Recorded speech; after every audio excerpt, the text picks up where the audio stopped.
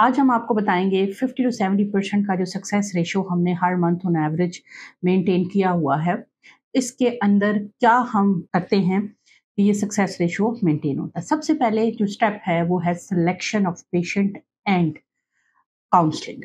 हमारे पास पेशेंट आते हैं, बच्चे नहीं हैं, इतना अरसा हो गया है, हम पेशेंट को प्रॉपरली इवेलुएट करते हैं। हम फीमेल पार्टनर को और मेल पार्टनर दोनों को इवेलुएट करते हैं। हम देखते हैं कि फीमेल की क्या एज है, क्योंकि हमारे पास जितने भी आईवीएफ कराने के पेशेंट आते हैं, अनफॉर्चुनेटली वो 35 साल से ऊपर का कभी भी आपको नहीं बताते। वो हम उनको बताते हैं कि आपकी उम्र कितनी है। हम पेशेंट की ओवरीज को देखते हैं, हम देखते हैं कि उनका एंट्रल फॉलिकल काउंट क्या है, उनके अंदर अंडों की क्या तादाद मौजूद है, फॉलिकल की क्या तादाद मौजूद है और वो इस एज के ऊपर कितनी होनी चाहिए।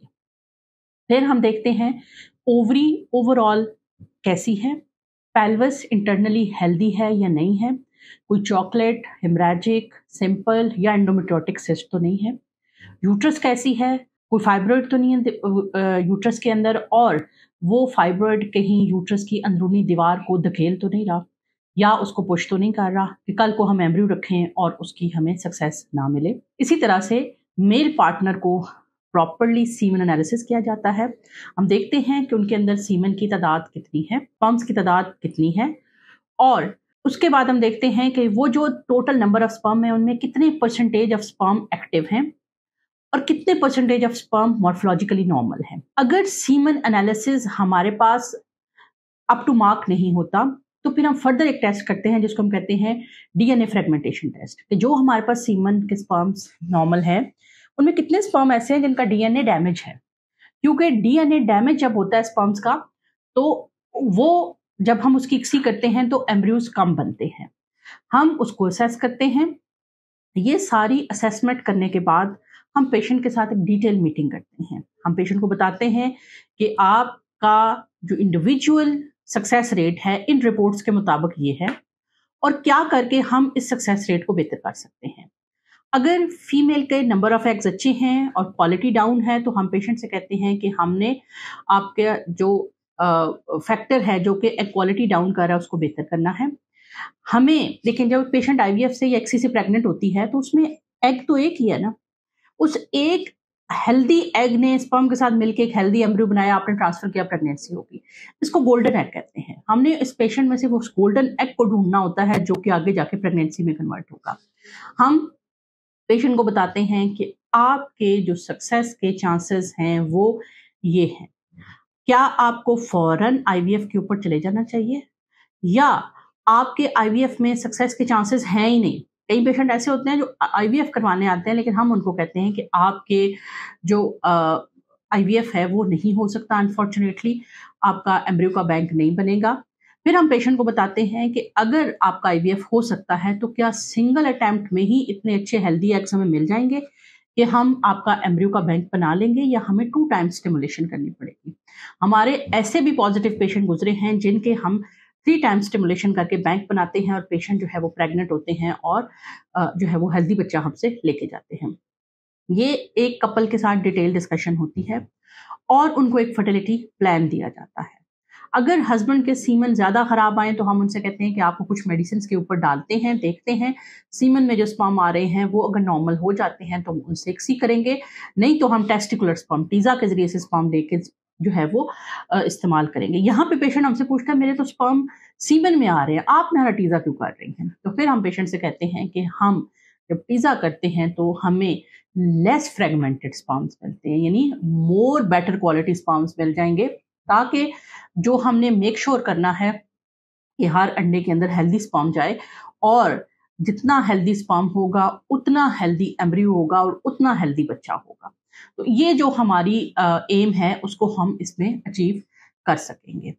ये जो स्टेप होता है, जो हम पेशेंट की जो बेसिक फर्टिलिटी असेसमेंट करते हैं, पेशेंट की जो हम एक कम्युनिकेशन के तौर पे उसके साथ एक डिटेल काउंसलिंग सेशन करते हैं, यहीं पे हमारी जो परसेंटेज होती है वो ऑलमोस्ट तय हो जाती है। अब अगला जो सारा खेल होता है वो एक्सीलेंस का होता है। क्यों? क्योंकि पेशेंट जितने अंडे लेके आया है, जो स्पर्म लेके आया है, उसको हम कुछ हद तक बेहतर कर सकते हैं, रॉ हैंडेड हम शुरू नहीं करेंगे। जब ये फिक्स्ड नंबर है, number of eggs in a female is fixed, quality of eggs can be change, quality of sperm can be change. जिनके ऊपर काम किया जा सकता है उनके ऊपर हम काम करते हैं और हम पेशेंट को इंडक्ट कर देते हैं। अब पेशेंट की ये जो क्वालिटी ऑफ टेस्टिंग के लिए जो टेस्ट होते हैं, जैसे फॉर एग्जांपल एएमएच का टेस्ट, हम पेशेंट से कहते हैं कि हम पिछले कोई 8 सालों से ये काम कर रहे हैं, आप कुछ लैब्स हम आपको बताएंगे, हम उनकी रिपोर्ट्स को एएमएच की को रिलायबल समझते हैं, कुछ को हम नहीं समझते हैं। बेशक उनके नाम बहुत बड़े बड़े हैं, लेकिन एंटी मलेरियन हार्मोन की जो किट्स होती हैं वो हर लेबोरेटरी में इन सोर्स नहीं पड़ी होती। कई दफ़ा वो क्योंकि नंबर ऑफ टेस्ट कम निकलते हैं तो इसलिए वो आउटसोर्स करते हैं। लिहाजा हमें एएमएच उस लेबोरेटरी से कराना है जिसका हमें यकीन है कि वो हमें सही रिपोर्ट देगी। और उस रिपोर्ट के बाद हमारे साथ कई दफ़ा ऐसा हुआ कि हमने पेशेंट की सिलेक्शन कर दी, हमने प्रोटोकॉल शुरू कर दिया। जब हमने 8वें दिन हमने अल्ट्रासाउंड किया, अच्छी क्वालिटी की दवाई जा रही है, प्रोटोकॉल उसकी ओवरीज उसके एएमएच के मुताबिक है, लेकिन 8वें दिन हमें एग्स ही नहीं मिल रहे। जब हमने दोबारा चेक करवाया तो पता चला वो जो स्टार्ट में एएमएच था वही गलत था। तो इसलिए जो बेसिक फर्टिलिटी असेसमेंट होती है उसके अंदर मेरी पेशेंट के साथ एक डिटेल मीटिंग होती है और उसकी फर्टिलिटी को लेके एक प्लान दिया जाता है जो कि आगे हम एक्सीलेंटली उसको रिक्रूट करते हैं, एक्सीलेंटली उसको एग्जीक्यूट करते हैं ताकि हमें जो रिजल्ट्स हैं वो अच्छे मिलें। पेशेंट की फर्टिलिटी असेसमेंट में बाज़-औक़ात 2-2 3-3 महीने भी लग जाते हैं। बाज़-औक़ात ऐसा होता है कि हमें पेशेंट का एएमएच लो मिला, हमें और पेशेंट की पहले पीआरपी करनी पड़ी, फिर हमने पेशेंट की ओवरीज़ को बेहतर किया। कई दफ़ा ऐसा होता है कि पेशेंट की अंदर सिस्टें पड़ी हुई हैं और हम सिस्ट के साथ शुरू नहीं करना चाह रहे होते। हम पेशेंट को पहले मेडिसिन दे के देखते हैं। कई दफ़ा हम नेक्स्ट टाइम सिस्ट को एस्पिरेट करके चेक करते हैं कि उसके अंदर कोई इन्फेक्शन तो नहीं है, उसके मुताबिक उसका ट्रीटमेंट करते हैं और फिर हम उसको प्रोटोकॉल के ऊपर लेके जाते हैं। इससे क्या होता है कि पेशेंट का जो बेसिक फर्टिलिटी असेसमेंट के ऊपर जो प्लान किया जाता है, वो पेशेंट का जो टेक होम बेबी और इसी रिजल्ट पॉजिटिव होने का उसको जो है वो हमें उसकी तरफ अपने 70 50 टू 70% रिजल्ट की तरफ लेके जाता है। अब जिस दिन पेशेंट हमारे पास आता है पहले दिन, हम उसका इंडिविजुअल उसको खुद ही बता देते हैं। हम कहते हैं 70% ओवरऑल है, आपका क्या है? आपकी असेसमेंट के मुताबिक ये रिजल्ट है और हम इसी के लिए एफर्ट करेंगे और ये रिजल्ट तब इतना है जब हर चीज़ एक्सीलेंटली की जाएगी। मैं ये बात अपने पेशेंट को बताती हूँ कि इक्सी के प्रोसेस में, आईवीएफ के प्रोसेस में पेशेंट सिलेक्शन, असेसमेंट, स्टिमुलेशन, अंडे निकालना, एम्ब्रियो बनाना, एम्ब्रियो के लिए बॉडी और यूट्रस को तैयार करना, एम्ब्रियो ट्रांसफ़र और एम्ब्रियो ट्रांसफ़र के बाद वाला फेज़, अगर सारे ये स्टेप 9 स्टेप इनको आइडियली परफॉर्म किया जाएगा तो भी ही आपका सक्सेस रेट इतना रहेगा। इसमें से एक स्टेप भी डामाडोल होता है तो आप एकदम से ड्रास्टिकली फॉल कर जाते हैं। ICSI and IVF is name of excellence.